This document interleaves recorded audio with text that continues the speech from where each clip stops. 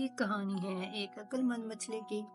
एक गांव में एक छोटा सा तालाब था जिसमें बहुत सारी मछलियां रहती थी।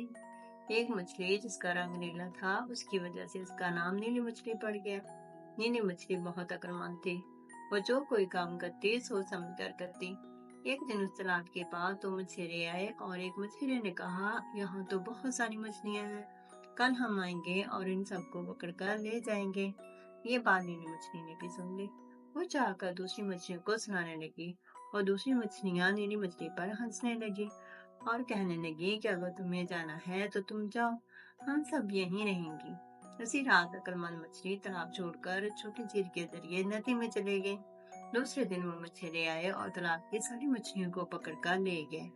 अक्लमंद मछली की बात ना सुनकर मछलियों को पछतावा हुआ और उस तरह से अक्लमंद मछली बच गई।